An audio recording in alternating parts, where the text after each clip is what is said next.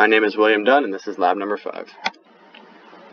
Introduction. Lab 5 centers around the concepts of Faraday's law, magnetic field, force, flux, and motional EMF. Faraday's law is the central focus of the lab, and the derivative of flux is used to calculate EMF and current. Magnetic force is calculated and compared with the interaction of gravitational force with the magnet. The flux and the derivative of the flux of the magnet are both calculated, and motional EMF is how the field is generated. Here's one of the videos from the experiment.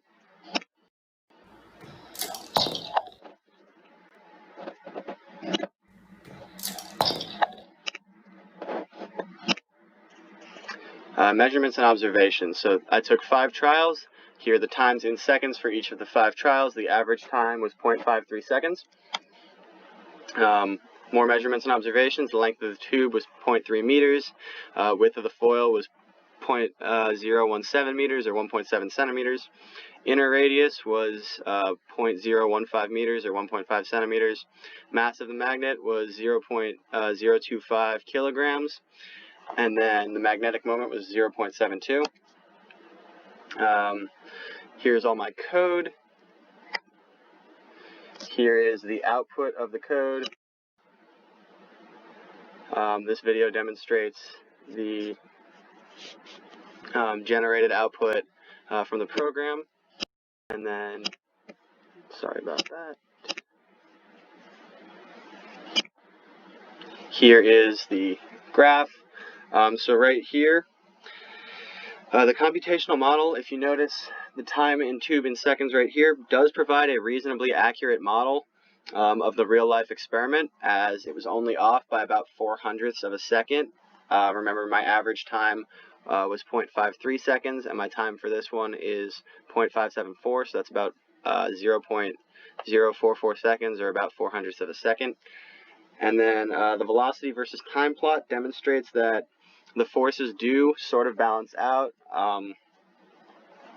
right around here-ish, if you can see my mouse, right around in between 0.2 and 0.5 seconds. And so the way you can tell is because this is a velocity versus time plot, you can tell that where it flattens out, that means the derivative is going to be equal to 0, the derivative of velocity, or the acceleration. And because the acceleration is equal to 0, we know that the force on the object is going to be equal to 0, which means the magnetic force and the gravitational force on the magnet do indeed balance out. Alright, and then the conclusion questions.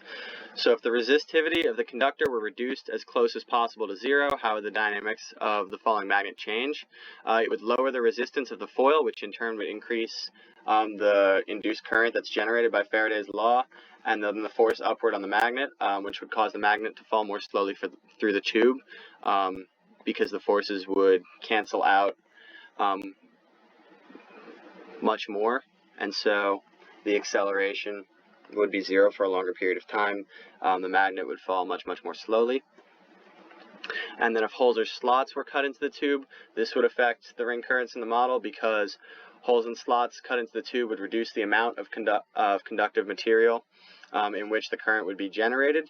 And this would cause, the magnetic force to be reduced, and the magnet would fall more quickly through the tube. But most importantly, this would affect the ring currents, because there would not be perfect rings for some amount of the material if holes or slots were cut into it, because currently the material is a perfect cylinder, and so it's easy to model as a bunch of rings stacked on top of each other.